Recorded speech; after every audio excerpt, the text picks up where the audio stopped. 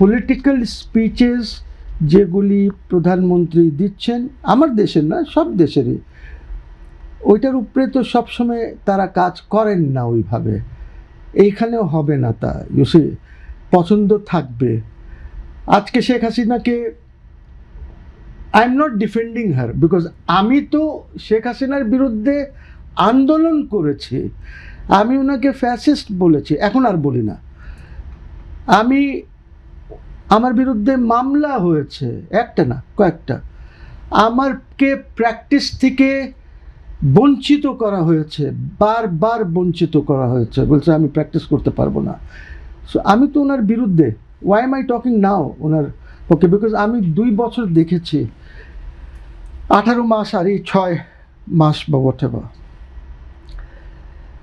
আমি যখন এই 2 ইসেকে মিলাই, ইয়েস, হাসিনার আমলে ব্যাংক লুট হয়েছে, অফকোর্স হয়েছে, হাসিনার আমলে এই ধরনের ফাইন্যান্সিয়াল অনেক কিছু হয়েছে, বাট দেশ তো চলতেছিল, দেশে তো সংকট হয় নাই কোনো জিনিসের।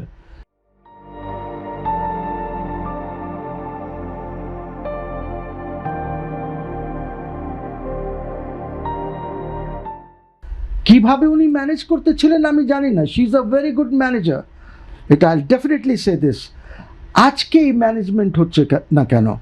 আজকে বিকজ আপনি কথায় কথা নাই, কোনো কিছু নাই, অমুক তো আওয়ামী লীগের দোসর। What you mean by Awami লীগের দোসর? আমরা যারা আওয়ামী লীগের বিরুদ্ধে কথা বলেছি, আপনার কী রাইট আছে এটা বলার? আপনারা তো আন্দোলন করেন নাই, আমরা তো আন্দোলনে ছিলাম, you see. So question is, she is a very good manager, এবং দেশকে এই সংকট থেকে বের করতে হবে। ওনার সময় ল অ্যান্ড অর্ডারও ভালো ছিল।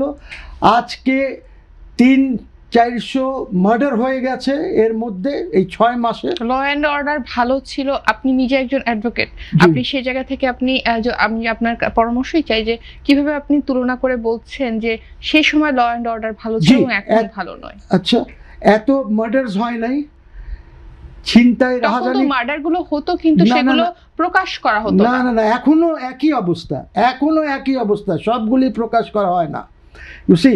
সো আপনার কোনো চেঞ্জ হয় নাই তো। She definitely was a better ruler, she definitely was a magnanimous ruler, ঠিক আছে, এবং কোনো সংকট হয়নি। আজকে যান টঙ্গে, এই যে চায়ের দোকানে বসেন, ওরা কি বলে শোনেন, রিক্সাওয়ালারা কি বলে শোনেন।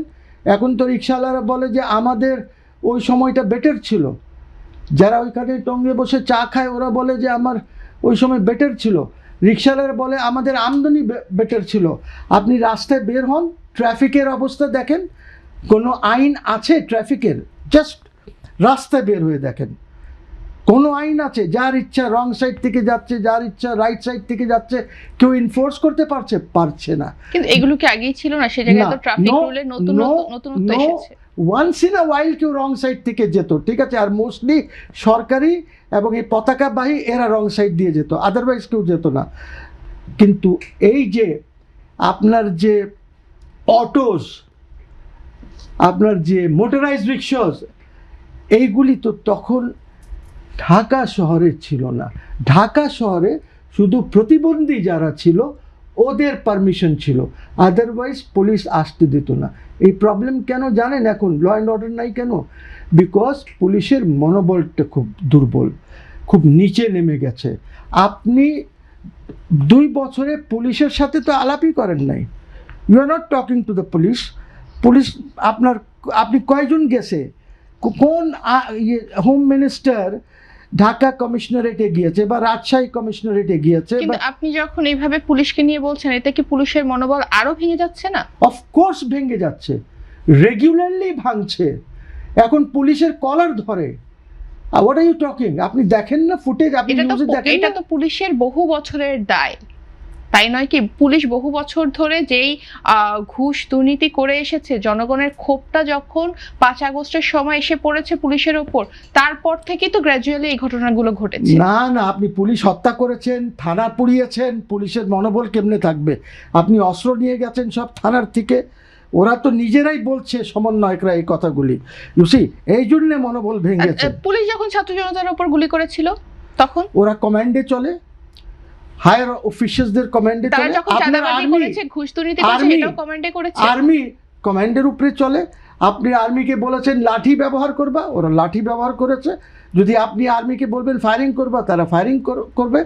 সে কমান্ড, এই যে ডিসিপ্লিন ফোর্সেস আছে, এদের একটা কমান্ড আছে। খুব কম ইসে তারা বলতে পারে যে না আমি এটা করব না, very rare, you see. So এই জিনিসগুলি বুঝতে হবে। আপনি আচ্ছা জানেন আপনি পৃথিবীতে the biggest terrorist organization is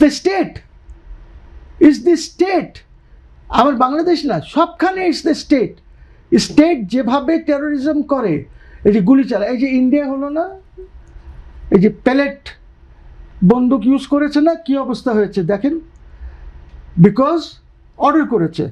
ইন্ডিয়াতে আপনি জানেন দে ইউজড ইলেকট্রনিক ব্যাটনস, এই যে ডান্ডা, এই ডান্ডাগুলি ইলেকট্রনিক, আপনাকে মারলে যে অবস্থা হবে।